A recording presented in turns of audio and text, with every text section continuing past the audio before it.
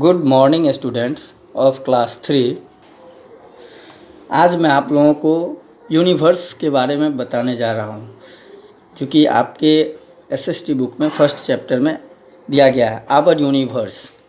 तो आइए देखते हैं। If you look through a telescope you will see a large space. If you look, यदि तुम देखते हो, थ्रू अ टेलीस्कोप, टेलीस्कोप के द्वारा, यू विल सी, तब तुम देखोगे, अ लार्ज स्पेस, एक विशाल बड़ा सा अंतरिक्ष। This large space filled with dust, gases, stars, clouds and planets is called the universe. यह जो विशाल अंतरिक्ष है जिसमें कि भरा हुआ है dust, gas, stars, clouds and planets, ये सब मिल करके ही यूनिवर्स का निर्माण करते हैं, मतलब वो यूनिवर्स कहलाता है, यानी ब्रह्मांड। This universe is made up of thousands of stars in large groups. यह मतलब दिस दिया गया है कि the universe is made up of, यानी ब्रह्मांड जो बना हुआ है, थाउजेंड्स ऑफ स्टार्स, हजारों तारों से, इन लार्ज ग्रुप, जो कि एक बहुत से बड़े समूह में है, और ये समूह मिल करके ही यूनिवर्स का निर्माण करते हैं। A large group of stars and other celestial bodies is called a galaxy. देखो दिया गया है a large group of stars, मतलब तारों का एक विशाल समूह, एंड अदर कैलेस्ट्रियल बॉडीज, और फिर दूसरे जो कैलेस्ट्रियल बॉडीज हैं ये गैलेक्सी कहलाते हैं। There are many galaxies in the universe, यानी ब्रह्मांड में कई बहुत सारे गैलेक्सीज हैं। We are part of the milky way galaxy. हम लोग जो हैं, वी आर पार्ट ऑफ, मतलब हम लोग मिल्की वे गैलेक्सी का हिस्सा हैं। Many years ago, everything in the universe was a tiny particle which was very hot. कई 100 वर्ष पूर्व in the universe, यानी ब्रह्मांड में, was a tiny particle which was very hot, एक छोटे से कण थे जो कि बहुत ही गर्म थे। There was a large explosion. Tiny particles blew off and started to cool down. This is known as the Big Bang Theory. There was a large explosion, मतलब एक विशाल एक्सप्लोजन। एक्सप्लोजन का मतलब होता है burst with a loud sound, जो कि मतलब टूटता है, आवाज़ होता है बहुत जोरों से। This is known as a big bang theory, और यह बिग बैंग थ्योरी के नाम से जाना जाता है। All celestial bodies such as stars, planets and galaxies are believed to have formed after the big bang. अब आइए आते हैं the solar system. Solar system के बारे में, यानी सौरमंडल। Like us the sun also has its family. हमारी तरह the sun also has its family, सूर्य जो है वह भी इसका परिवार है। The family of the sun is like us, हमारी तरह the sun also has its family, सूरज का भी अपना परिवार है। The family of the sun is called the solar system. The family of the sun, यानी सूरज का परिवार, सूर्य का परिवार, is called the solar system, यानी सोलर सिस्टम इन सौरमंडल कहलाता है।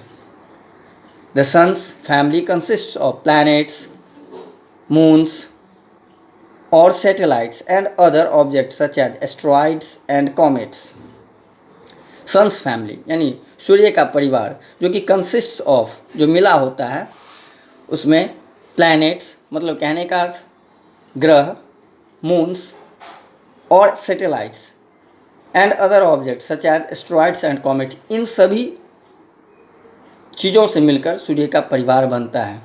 There are 8 planets in the solar system, यानी सौरमंडल में कुल 8 ग्रह हैं। The sun is at the centre of the solar system, सूर्य सोलर सिस्टम के मध्य में स्थित है। All the planets move around the sun in their own fixed paths.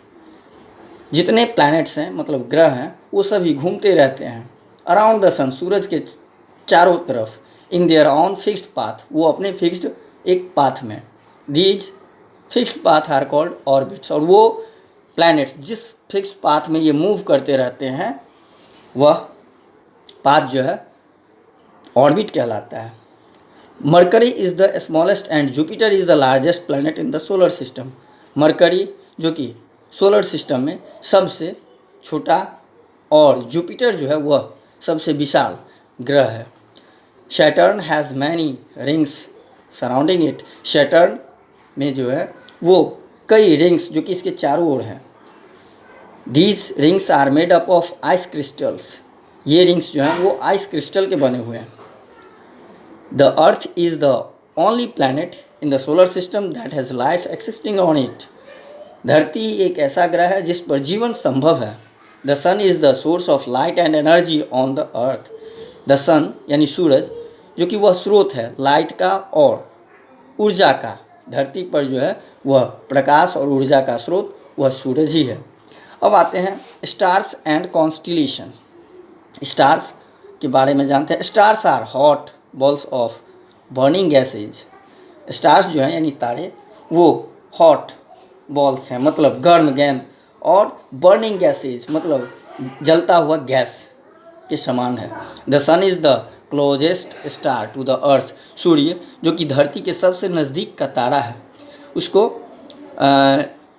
Star मतलब जिसके पास अपना प्रकाश होता है उसे स्टार बोला जाता है। तो मतलब कहने का सूर्य के पास अपना प्रकाश है इसलिए यह एक स्टार है। We can see many stars in the night sky. हम लोग रात के आकाश में कई तारों को देख सकते हैं। Some of these stars appear in groups. इनमें से कुछ तारे जो कि समूह में रहते हैं। They form pattern like a bear और a spoon.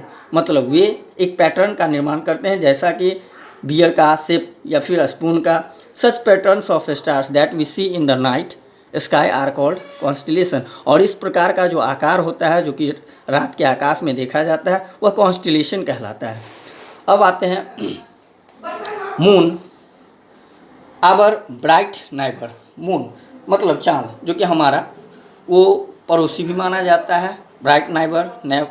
Satellites are celestial bodies that move around the planets. Satellites जो होते हैं वो प्लैनेट्स के चारों तरफ घूमते रहते हैं।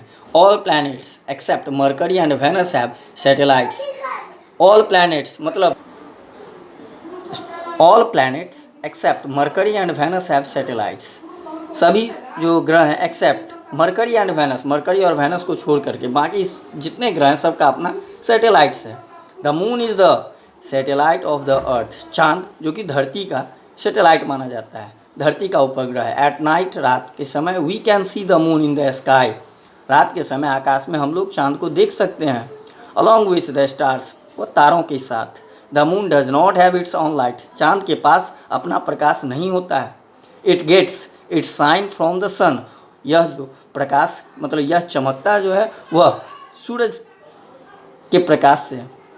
The moon moves around the earth. चाँद धरती के चारों ओर घूमता है। The moon appears to change its shape every night. चाँद प्रत्येक रात अपना आकार जो है वह बदलता है। The light of the sun falls on different parts of the moon on different days. सूर्य का प्रकाश जो कि different parts of the moon on different days मतलब अलग अलग दिन में ये चाँद पे जो है उसका प्रकाश अलग रोजाना जो है अलग अलग दिनों में पड़ता है। We can see only that part of the moon on which the light of the sun falls. We can see only हम लोग केवल देख सकते हैं the part of the moon चाँद का भाग जिस पे सूर्य का प्रकाश पड़ता है। So it appears that the moon changes its shape. The moon does not support any life. चाँद पे जो है किसी भी तरह का जीवन संभव नहीं होता है। It has no air. इसमें हवा नहीं है, वाटर न यहाँ पर पानी है, और सॉइल और न ही मिट्टी। It is dry and Rocky. यह जो है बिल्कुल सूखा हुआ है और रॉकी है, चट्टान युक्त है। तो अब यहाँ देखिए दिया गया है डू यू नो, क्या आप जानते हैं। अब यहाँ पे बताया गया है कि प्लैनेट्स और सैटेलाइट्स। प्लैनेट्स जो कि अभी मैंने बताया 8 प्लैनेट्स, और ये इन प्लैनेट्स के पास जो कितना इनका अपना सैटेलाइट्स है उसके बारे में यहाँ आप समझ लीजिए। अब जैसे Jupiter total satellite 79, Saturn 53, Uranus 27, Neptune 13, Mars 2 and earth 1। Okay. अब यहाँ पर जैसा कि फैक्ट फाइल में जितने प्लैनेट्स जो मैंने अभी आप लोगों को 8 प्लैनेट्स के बारे में बताया है सभी प्लैनेट्स के बारे में यहाँ पे दिया गया है। अब जैसे देखिए, mercury is the smallest planet in the solar system. Mercury जो कि सोलर सिस्टम का सबसे छोटा ग्रह माना जाता है। It is nearest to the sun but not the hottest. यह सूरज के सबसे नज़दीक है लेकिन यह सबसे अधिक गर्म नहीं है। उसी तरह वेनस के बारे में, फिर Earth, Mars, Jupiter, Saturn, Uranus and Neptune. यहाँ अब आते हैं एक्सरसाइज में जैसे दिया गया है, fill in the blanks with the help words and complete these sentences. अब यहाँ पे आपको ऑप्शन दिया गया explosion, planets, nearest, Neptune, galaxy. अब इससे आपको इसमें फिल करना है। फिर बात है question number B, answer the following question in your exercise book. ये आपको नोटबुक में लिखना है। जैसे ये सन हुआ, फिर इसके अलावा 8 प्लैनेट्स हैं। अब जैसे यहाँ पे दिया गया, which 2 planets are closest to earth. कौन सा 2 प्लैनेट्स है जो कि क्लोजेस्ट टू अर्थ, धरती के सबसे पास है। तो अब जैसे अर्थ यहाँ पे हुआ, अर्थ के पास में, तो जैसे यहाँ पे दिखाया गया फिगर में वेनस, मार्स, और इस प्रकार से आप इसको सॉल्व कर सकते हैं। Okay, thank you.